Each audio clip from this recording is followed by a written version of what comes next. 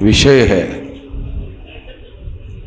ना केवल महिलाओं के लिए गर्व का विषय है, बल्कि ये पुरुषों के लिए भी गर्व और गौरव का विषय है। जिन लोगों को बैकवर्ड माना जाता है आज के तारीख में, और जिन लोगों को वर्ण व्यवस्था के अधीन चौथे वर्ण में रखा गया है, ऐसे लोगों के बीच में राज करने वाले लोग हमारे समाज में निर्माण हुए, उत्पन्न हुए, और इसके लिए आधुनिक काल में छत्रपति शिवाजी महाराज का जो अभ्युदय हुआ, उदय हुआ, उसके बाद का ये सारा काल है। समग्रता में अगर हम देखते हैं तो आधुनिक काल में छत्रपति शिवाजी महाराज के बाद बहुत बड़े पैमाने पर हमारे समाज में चेतना का निर्माण हुआ। खासतौर पर जिन्हें शूद्र कहा जाता है, इवन ब्राह्मणों के द्वारा छत्रपति शिवाजी महाराज को भी शूद्र कह के दुत्कारा गया था। ये भी इतिहास है, इसको भुलाया नहीं जा सकता। और जो लोग भूल जाते हैं अपने इतिहास को, भूलने वाले लोग इस बात को ध्यान रखें कि भूलने की वजह से इतिहास दोहराया जाता है। बार बार वही बातें दोहराई जाती है, भूलने की वजह से ऐसा होता है। याद रखने की वजह से, स्मरण रखने की वजह से हम लोग सतर्क रह सकते हैं और सारे समाज के लोगों को भी सतर्क रख सकते हैं।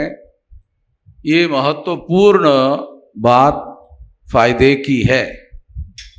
तो इस बात को ध्यान में रखते हुए हम लोगों में बार बार हमारे लोगों को स्मरण हो, याद हो, और इस स्मरण से और याद से वो चेतना जो सुप्त हो गई या सुप्त कर दी गई किसी कारण की वजह से, उसे फिर से जगाया जा सकता है।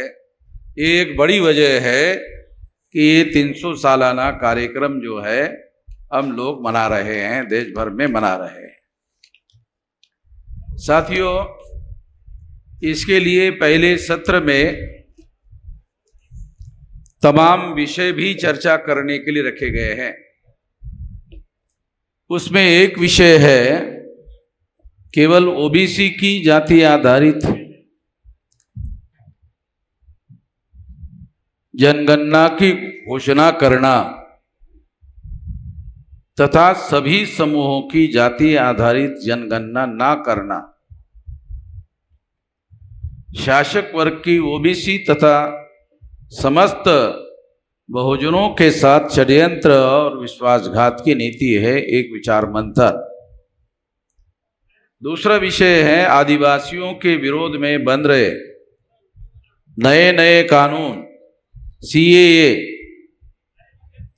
वन संरक्षण अधिनियम संशोधन अधिनियम 23, यह आदिवासियों की 5वीं एवं 6ठी अनुसूची को खत्म करने की साजिश, एक गंभीर चिंतन। तीसरा विषय है भाजपा कांग्रेस की आपसी समझदारी से चुनाव में ईवीएम के दुरुपयोग का फायदा उठाकर द्विदलीय सांसदीय लोकतंत्रों को पुनः स्थापित करना और बहुजनों को वास्तविक सत्ता से वंचित कर गुलाम बनाने का शासक जातियों का षड्यंत्र है, गंभीर चिंतन। ये तीसरा विषय है। चौथा है किसान, खेती मजदूर और सभी मजदूरों के मूल समस्याओं की उपेक्षा करके उन्हें संवैधानिक अधिकारों से वंचित करना, रखना तथा उनका सामाजिक, शारीरिक, मानसिक और आर्थिक शोषण करना, यह बहुजन समाज को साधन विहीन बनाकर दीर्घ गुलाम बनाने का ब्राह्मणवादी शासक वर्ग का षड्यंत्र है। एक गंभीर विश्लेषण। तमाम विषय है, सभी विषयों के बारे में थोड़ा थोड़ा, क्योंकि भोजन का समय हो गया है इसलिए बहुत ज़्यादा लंबी बात नहीं करना चाहूँगा, क्योंकि फिर आपके लिए भोजन का समय बढ़ सकता है। वैसे भोजन का समय ऑलरेडी बढ़ा हुआ है, तो संक्षिप्त में ही कुछ बातें मैं आप लोगों को बताना चाहता हूँ। पहली बात तो ये है कि केवल ओबीसी की जाति आधारित गिनती करना या उसकी घोषणा करना, तो क्या हम लोग इस बात को समझते हैं कि हम लोगों ने जब ओबीसी की जाति आधारित गिनती का जो मुद्दा है, आपको याद होगा, उस मुद्दे पर भारत बंद करने का एक तारीख हमने घोषित किया था 6 महीने पहले, और उसकी तैयारी सारे देश भर में हमने घोषित की थी। जब उसकी सारे देश भर में हमने तैयारी शुरू कर दी, तो तैयारी करने का रिपोर्ट भारत सरकार के पास गया, और भारत सरकार के पास रिपोर्ट जाने के बाद भारत सरकार ने ये सोचा, खास तौर पर पर्दे के पीछे रहकर आरएसएस के लोग आज के तारीख में देश का संचालन कर रहे हैं, मगर इसकी किसी प्रकार की कोई खबर किसी अखबार में छपकर ना आए, इसकी खबरदारी भी ले रहे। नरेंद्र मोदी को एकाएक, क्या आप लोगों को इस बात की जानकारी है कि नरेंद्र मोदी गुजरात के चीफ मिनिस्टर थे, और नरेंद्र मोदी को चीफ मिनिस्टर किसने बनाया था? आप लोगों को याद नहीं होगा, क्योंकि हमारे बहुजन समाज के लोगों को भूलने की भी बहुत आदत है। भूलने की वजह से बहुत ज्यादा नुकसान होता है। तो नरेंद्र मोदी को मुख्य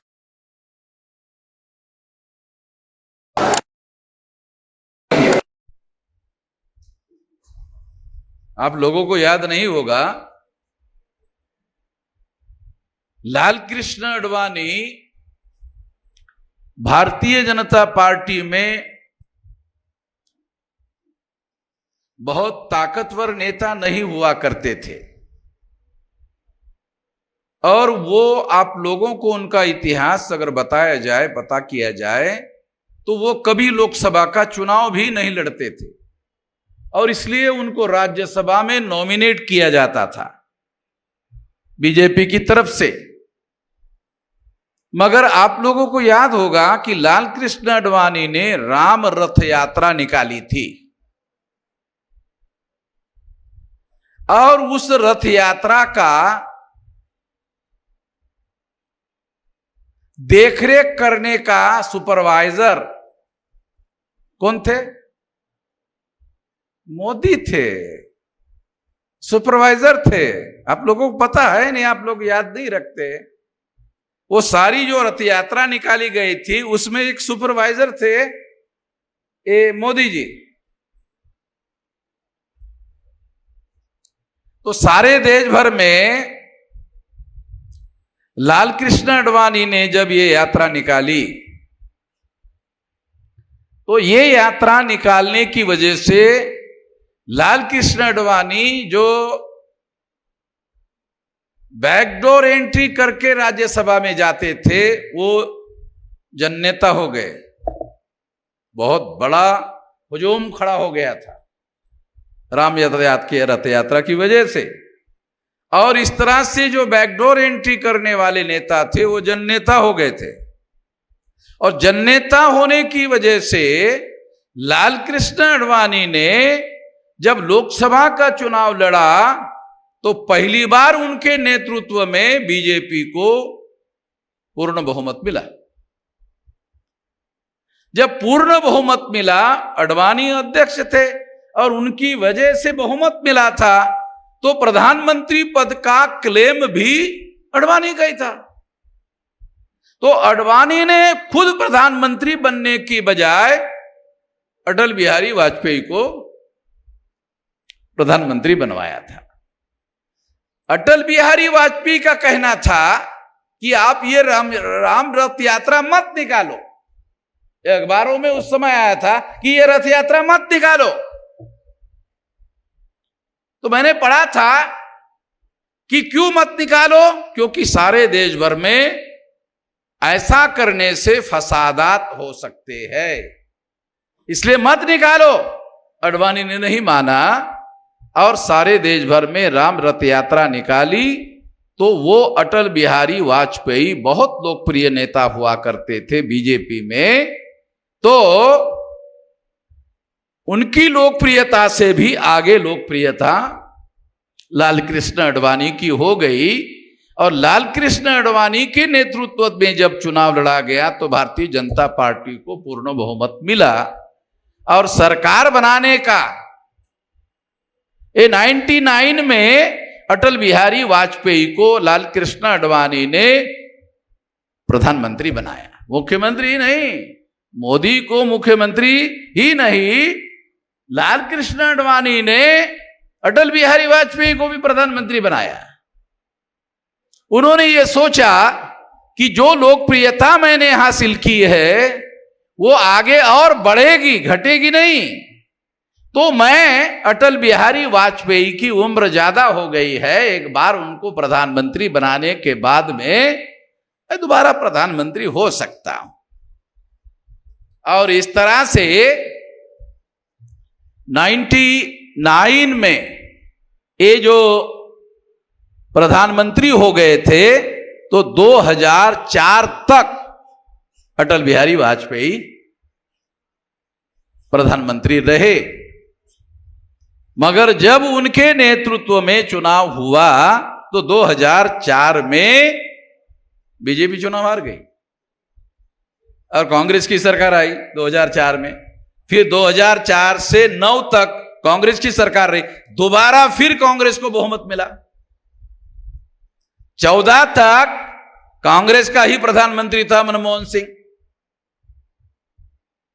मनमोहन सिंह भी कभी चुनाव नहीं लड़ते थे, वो भी राज्यसभा में ही नॉमिनेट किए जाते थे।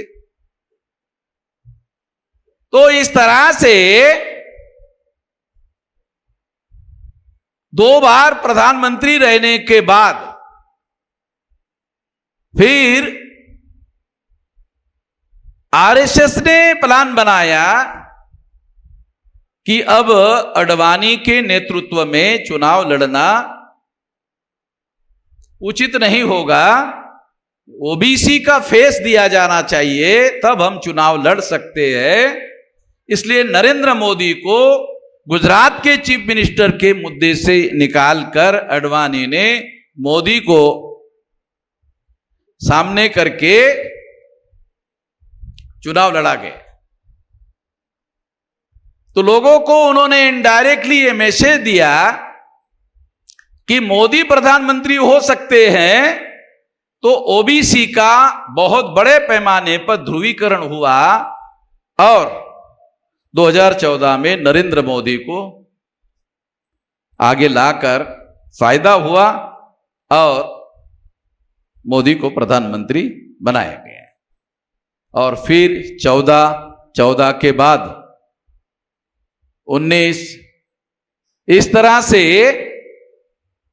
ये 2 बार फिर चुनाव उन्होंने जीता बीजेपी के लोगों ने। तीसरी बार चुनाव के लिए मोदी के नेतृत्व में लड़ा गया, मगर 272 सीटें जो सिंपल मेजॉरिटी चाहिए थी उसके बजाय 240 सीटें मिली। तो नीतीश कुमार के और चंद्रबाबू नायडू के समर्थन से नरेंद्र मोदी फिर प्रधानमंत्री बने तीसरी बार, पूर्ण बहुमत के अभाव में। तो ये बैकग्राउंड में इसलिए आप लोगों को बता रहा हूं कि हम लोगों ने उस समय क्या चलाया था, आपको याद है?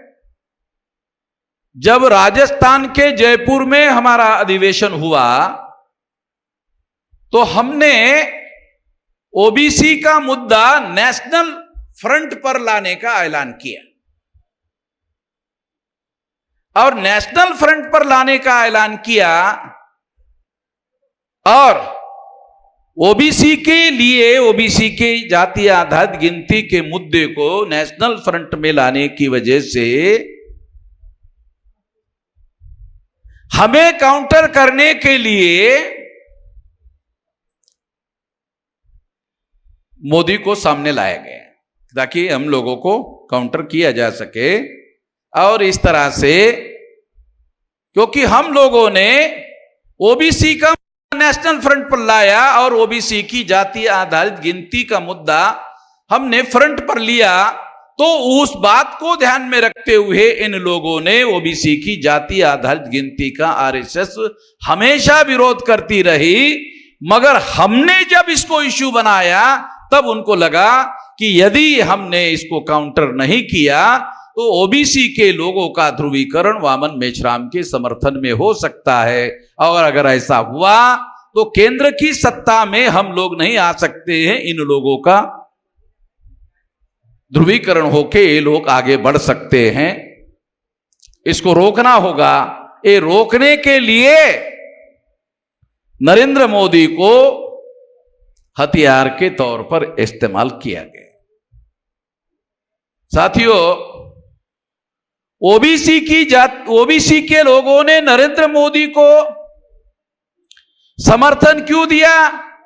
इसलिए दिया, उनको लगा कि उसके प्रधानमंत्री बनने से ओबीसी की जाति आधारित गिनती हो सकती है। मगर नरेंद्र मोदी को प्रधानमंत्री बनाने के बाद आरएसएस ने यह सोचा कि ओबीसी के लोगों की जाति आधारित गिनती क्यों होनी चाहिए, क्योंकि ओबीसी की वास्तविक संख्या कितनी है उसका पता चलना चाहिए। आज तक हुई नहीं।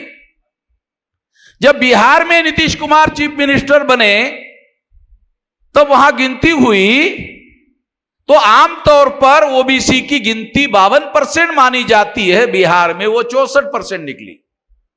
तो गिनती का मुद्दा और ज्यादा हाईलाइट हो गया और ज्यादा फोरफ्रंट पे आने लगा। इस बात को ध्यान में रखते हुए आरएसएस के लोगों को लगा कि ये गिनती का मुद्दा, अगर ओबीसी के नाम पर गिनती होती है तो ओबीसी माना जाएगा और ओबीसी को शासन लेवल पर मान्यता मिल जाएगी। तो हमारी 1925 से लेकर आरएसएस के द्वारा ओबीसी को बेवकूफ बनाकर हिंदू बनाने की रणनीति पर पूरा का पूरा पानी फिर जाएगा और सारा मामला गुड़गोबर हो जाएगा, रफा दफा हो जाएगा, विफल हो जाएगा। इस बात को ध्यान में रखते हुए उन्होंने ओबीसी की जाति आधारित गिनती के मुद्दों को,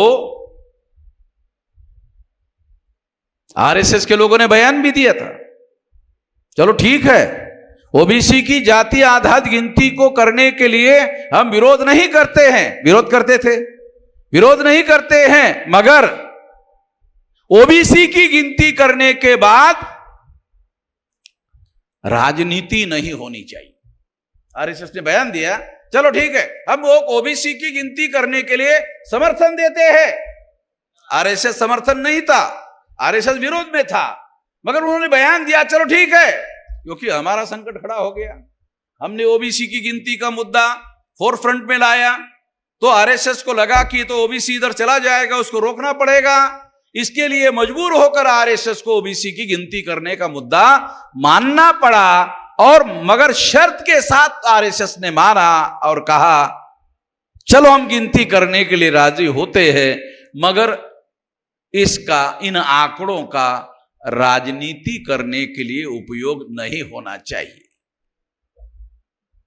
आप लोग अखबार पढ़ते हैं कि नहीं पढ़ते मालूम नहीं है, अखबार कम से कम बामसेफ के लोगों को डेली पढ़ना चाहिए, और कौन से लोग, कौन से पार्टी के लोग, कौन से संगठन के लोग कौन से समय में कौन सा बयान देते हैं वो उनके रणनीति का हिस्सा होता है, वो ध्यान रखना होगा। तो ये बयान उन्होंने दिया था, ये काउंटर करने के लिए बयान था। वो हम लोगों को काउंटर करने के लिए बयान था, तो आरएसएस के लोगों ने मजबूर होकर इसको स्वीकार किया और बहुमत मिल गया। बहुमत मिल गया, रणनीतिक समर्थन था। इसलिए नरेंद्र मोदी 10 साल प्रधानमंत्री रहने के बाद भी गिनती नहीं किया, ऐलान करने के बाद भी गिनती नहीं किया। रिकॉर्डेड बातें बोल रहा हूं, गिनती नहीं किया। मगर जब हमने भारत बंद का ऐलान किया, हम तो चर्चा कर रहे थे, मगर जब इस मुद्दे पर हमने भारत बंद का ऐलान किया, ओबीसी की जाति आधारित गिनती नहीं करोगे तो भारत बंद करेंगे, हमने जब ऐलान किया तब आरएसएस के लोगों को लगा अब तो हम लोग फंस गए कि गिनती करेंगे। ऐसा कहा, गिनती कर नहीं रहे। एक आदमी को ओबीसी के प्रधानमंत्री बनाकर ओबीसी को संतुष्ट कर लेंगे, ओबीसी संतुष्ट हो जाएगा, गिनती की बात नहीं करेगा। वामन मेश्राम ने बातें बोल रहा हूं, गिनती नहीं किया, लोगों को दावपेच भी समझा रहा। मगर जब हम आकर ओबीसी को संतुष्ट कर लेंगे, ओबीसी संतुष्ट हो जाएगा, गिनती की बात नहीं करेगा। वामन मेश्राम ने बातें बोल रहा हूं, फिर गिनती नहीं किया, लोगों को दावपेच भी समझा रहा। मगर जब हम आकर ओबीसी को संतुष्ट कर लेंगे, ओबीसी संतुष्ट हो जाएगा, गिनती का ऐलान करने का, गिनती की बात नहीं करेगा। वामन मेश्राम ने बातें बोल रहा हूं, फिर रणनीति। लोकसभा का चुनाव अभी कब है? 27 को है, 29 को। तो इन लोगों ने ऐलान किया कि 27-28 तक हम लोग कर लेंगे। गिनती शुरू होगी तो उसके भी तो सारे देश भर में करने के लिए तमाम बहुत लंबा समय लगेगा, गिनती करेंगे। और तारीख दिया साल 2 साल की आगे की। तो इसका मतलब ये गिनती करने के लिए ऐलान नहीं किया गया था, तत्कालीन हमारा दबाव घटाने के लिए ये किया गया था। तो इसलिए वो गिनती करने की बात वो करेंगे नहीं। मैं दूसरी बात भी आप लोगों को बताना चाहता हूं, हो सकता है गिनती कर लेंगे तो और क्या करेंगे आगे? गिनती करेंगे तो करेंगे नहीं, पहली बात तो करेंगे नहीं। क्यों? ओबीसी भारत में संगठित वर्ग नहीं है। बात समझ रहे? बहुत गंभीर बात है। ओबीसी भारत भर में संगठित वर्ग नहीं है, इसलिए उसका दबाव जो रिक्वायर्ड दबाव होना चाहिए वो पड़ता नहीं है। तो उन्होंने ये प्लान बनाया, योजना बनाई, और योजना बनाकर उन्होंने दोबारा ऐलान किया कि ऐलान करते हैं, करेंगे, मगर करने का नहीं, चूंकि ओबीसी संगठित वर्ग नहीं है तो करेंगे ऐसा दबाव। ऐसा करने के बाद भी अगर नहीं करेंगे तो भी ओबीसी संगठित वर्ग ना होने की वजह से बहुत बड़ा चैलेंज होने वाला नहीं है, ये सोचा गया। हम लोगों ने इस बात को ध्यान में रखकर इस बात को टेकअप किया और इस बात को फिर उठाने की कोशिश की। इसलिए उन लोगों ने मजबूर होकर ऐसा ऐलान किया और 2-3 साल बाद का तारीख ऐलान किया। तो इस तरह से अभी वो गिनती हुई नहीं, थोड़ी देर के लिए मान लेते हैं कर लेंगे, चर्चा के लिए मान लेते हैं कर लेंगे, गिनती कर लेंगे। एक और काम करेंगे, गिनती करेंगे, आंकड़ा घोषित ही नहीं करेंगे। गिनती करेंगे, सरकार के ऊपर निर्भर है ना, सरकार के ऊपर निर्भर है कि आंकड़ा इकट्ठा कर लिया, सरकार को मालूम हो गया, चुनाव लड़ने के लिए आंकड़ों का उपयोग करने के लिए सरकार को मिल गया, फायदा भी हो रहा है। मगर ओबीसी को फायदा तब होगा जब ओबीसी के जानकारी के लिए डाटा सार्वजनिक कर दिया जाएगा। तो सोचा कि सार्वजनिक नहीं करेंगे, गिनती करेंगे, सार्वजनिक करेंगे। अब गिनती करेंगे, सार्वजनिक नहीं करेंगे, तो इसका दूसरा अर्थ है करना करना नहीं करना बराबर हो गया, करना करना नहीं करना बराबर हो गया। ये इसके पीछे सोच था, चाल था। और ये सोचकर उन्होंने ये काम करने की कोशिश की। तो ये लड़ाई अब आरएसएस और हमारे बीच में चल रही है। हमारे लोगों को ये कॉन्फिडेंस नहीं है, पता नहीं है परिवर्तन होगा कि नहीं होगा, होगा कि नहीं होगा, होगा कि नहीं होगा। मगर मैं आपको एक संकेत बता रहा हूं कि लड़ाई हमारे और आरएसएस के बीच में चल रही है। हम जब कोई बात करते हैं उसको आरएसएस को काउंटर करना पड़ता है, आरएसएस काउंटर करता है तो हम उसको और प्रति काउंटर करते हैं, फिर उनको काउंटर करना पड़ता है। इतनी बड़ी शक्ति अब हमारे पास हो गई। नरेंद्र मोदी ने 13% आरक्षण का मुद्दा तो आप लोगों को याद है ना, हमने उस मुद्दे पर भी भारत बंद करवाया था और दोबारा फिर 13% की बात उन्होंने नहीं की। तो इससे आप लोगों को अंदाजा होना चाहिए कि हमारी संगठित शक्ति अब सामान्य नहीं रही है, एक बहुत बड़े दबाव वाले ग्रुप में रूपांतरित हो गई है।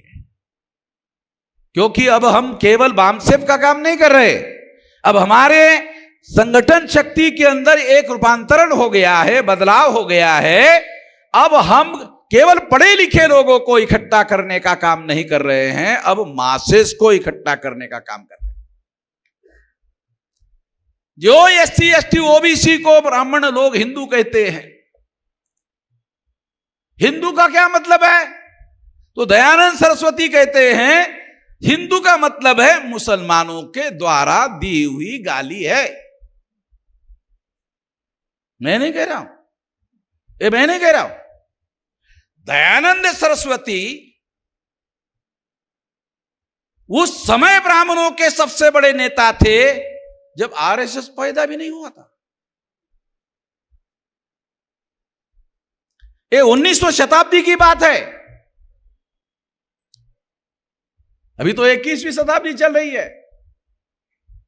19वीं शताब्दी में दयानंद सरस्वती ने यह कहा था हिंदू मुसलमानों की दी हुई गाली है, तो हिंदू हमारे लिए गाली है, ऐसा उन्होंने कहा था। तो ब्राह्मणों ने, आप लोगों को याद होगा कि एससी एसटी ओबीसी को 6000 जाति के टुकड़ों में बटे हुए लोग हैं, इनको हिंदू के नाम पर इकट्ठा करने का और पर्दे के पीछे से इन लोगों को ब्राह्मण धर्म थोप देने का, in the name of Hindu. क्योंकि हिंदू नाम का कोई धर्म ही नहीं है, हिंदू नाम का कोई धर्म ही नहीं है। दयानंद सरस्वती कहते हैं हिंदू मुसलमानों की दी हुई गाली है। मैंने जब अब कुछ दिन पहले इसको इश्यू बनाया तो फिर आरएसएस को मैसेज चला गया। फिर आरएसएस ने देखा, रिकॉर्ड में है ये सारा, रिकॉर्ड में मेरे पास सारी रिकॉर्डेड बातें हैं सारा। फिर आरएसएस के पास चला गया। फिर उनको लगा अरे हम तो मुसलमानों के विरोध में प्रतिक्रिया स्वरूप एससी एसटी ओबीसी को हिंदू बना रहे। आप लोगों ने कभी देखा, कभी सुना किसी ब्राह्मण का नाम आपको याद है जो प्रवचन करके हिंदू धर्म के श्रेष्ठ सिद्धांत बता रहा है? ऐसा किसी ब्राह्मण का नाम पता है?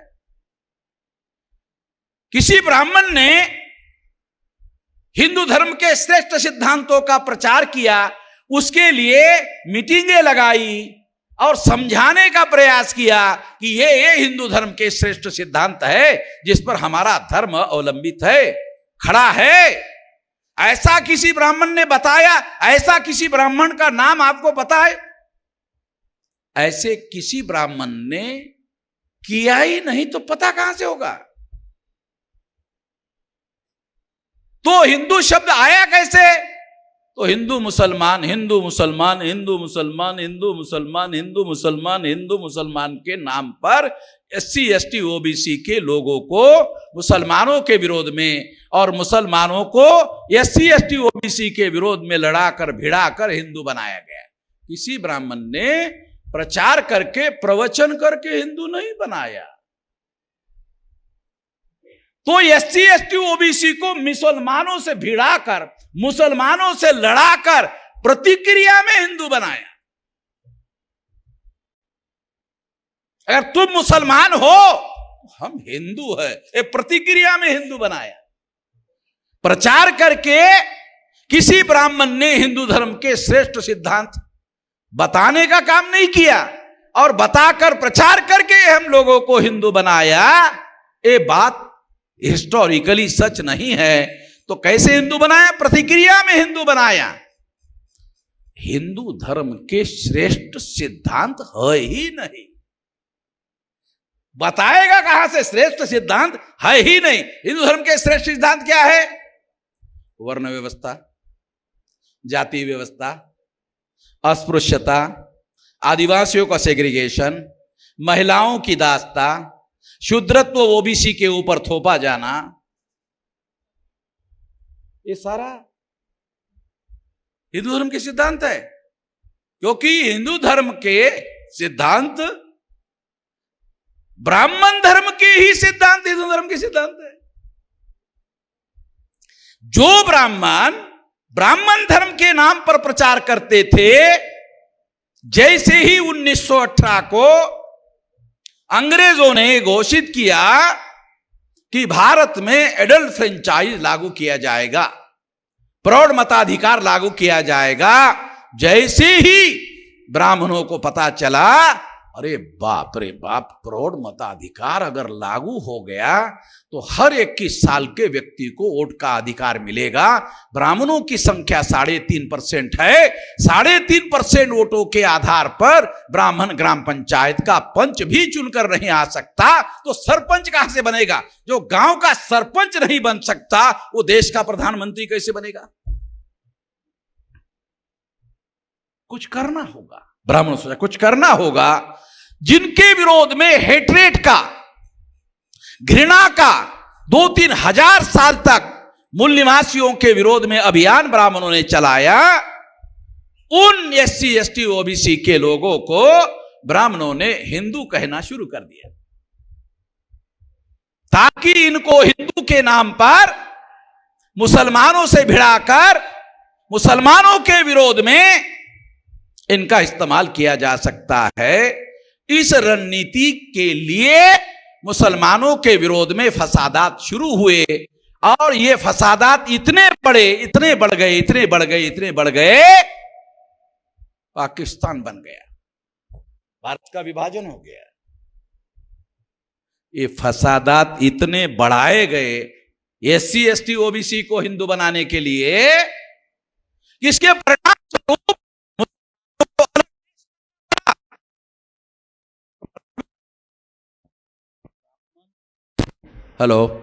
ब्राह्मण भारत के विभाजन के गुनहगार है और इस गुनहगारी की वजह से अपराध बोध डेवलप हो गया दिमाग में।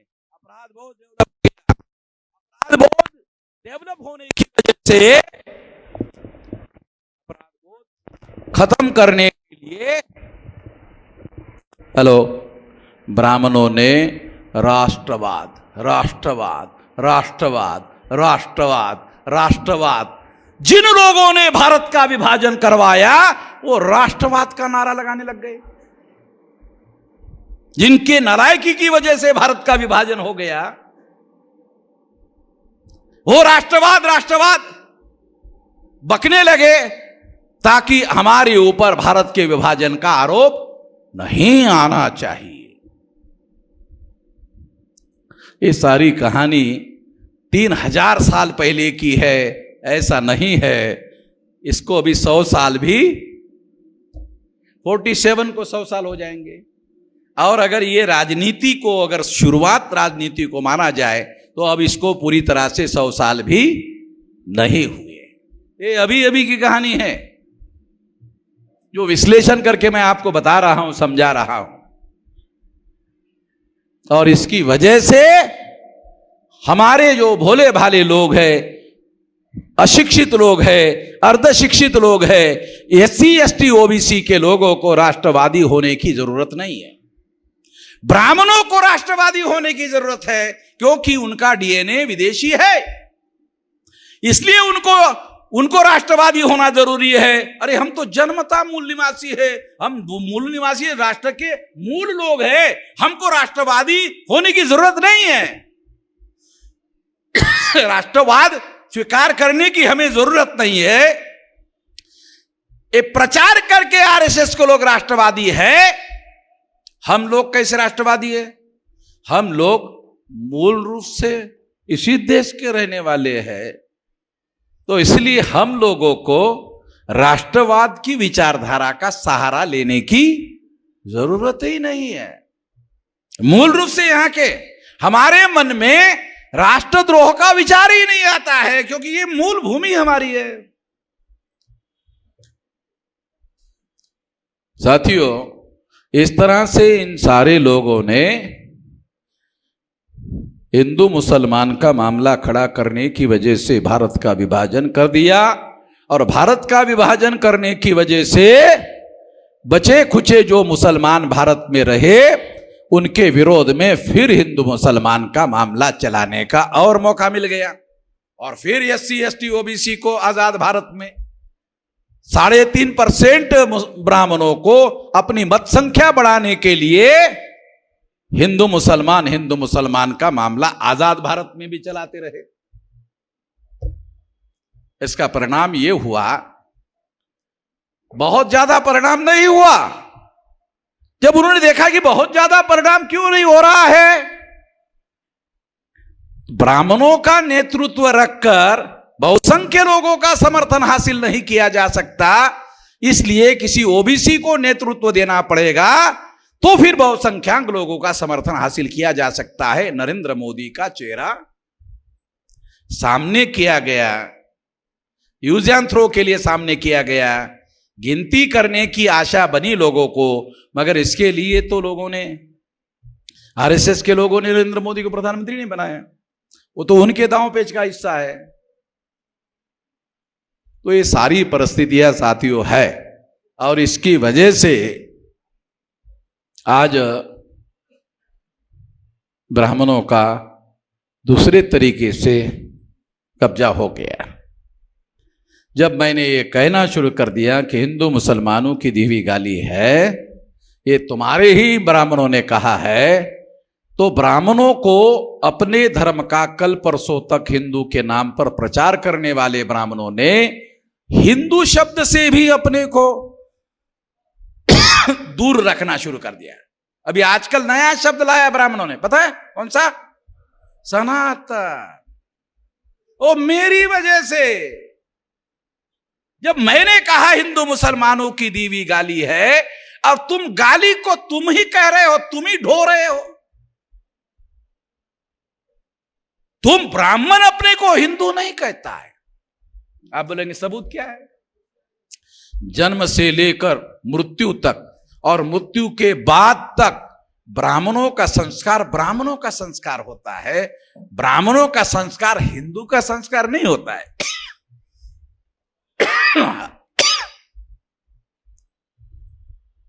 ध्यान रखो, ब्राह्मणों का संस्कार होता है। अभी आज का अखबार पढ़ो तो मोहन भागवत ने पंच परमेश्वर नाम का कुछ तो भी नया है, पंच परमेश्वर नाम का 5 सिद्धांत बताए कि इस पर हम लोग काम करेंगे। तो मैंने पढ़ा कि पंच परमेश्वर ने जाति विनाश का कोई मुद्दा डाला क्या? तो पंच परमेश्वर ने जाति विनाश का मुद्दा ही नहीं है। आज पढ़ो, आप अखबार में पढ़ो, आज के अखबार में।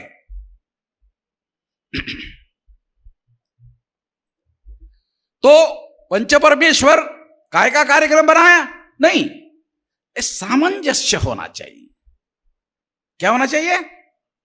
सामंजस्य होना चाहिए।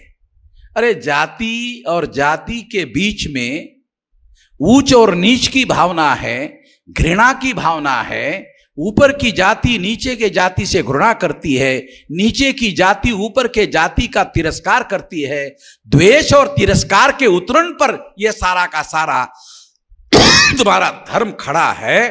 तुम कहते हो इसमें सामंजस्य होना चाहिए। अजीब किस्म की बात है, कैसे होगा?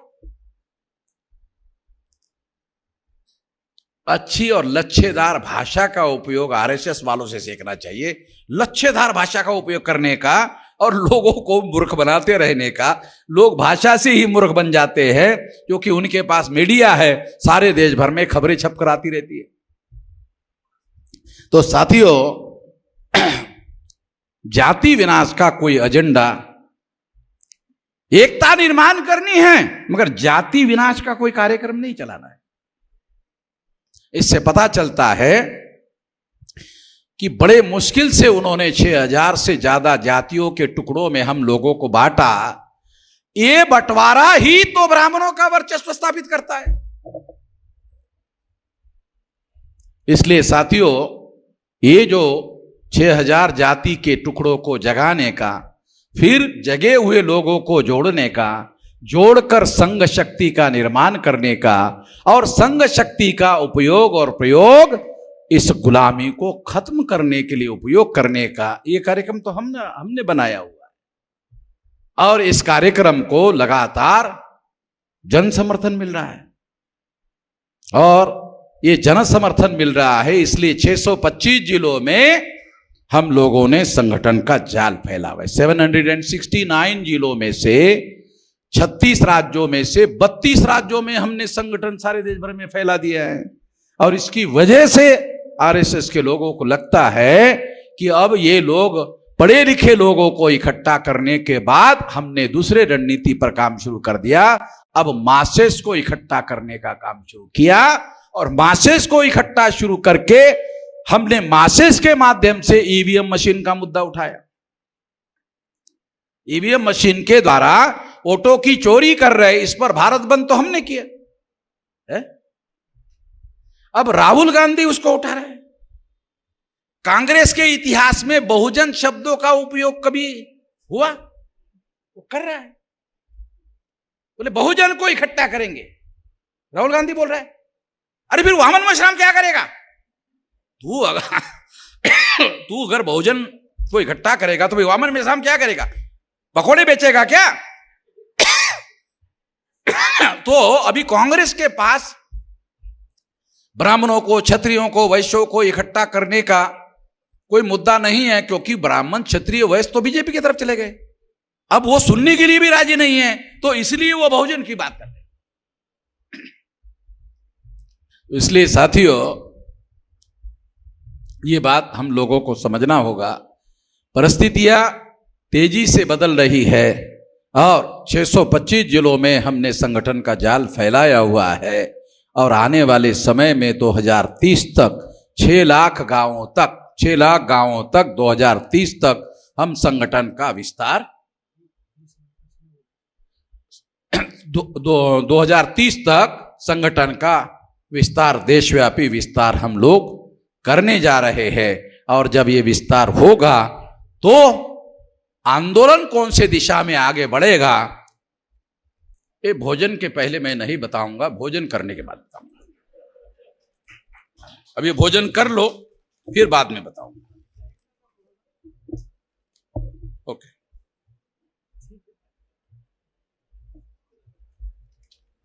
अभी सभी साथियों से निवेदन है कि आप लोग यहीं बैठे रहें, थोड़ा सा 10 मिनट इंतजार करें, अभी थोड़ा सा समय है, 10 मिनट इधर ही।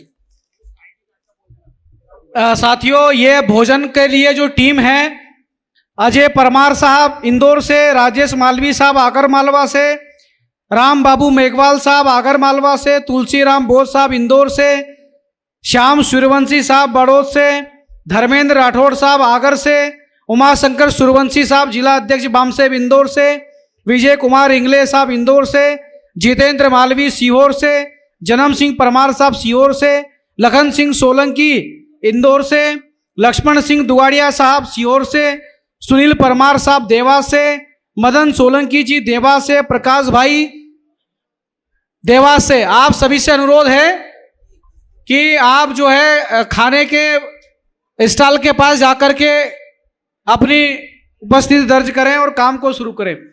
दूसरा, जिन साथियों ने रजिस्ट्रेशन नहीं करवाया है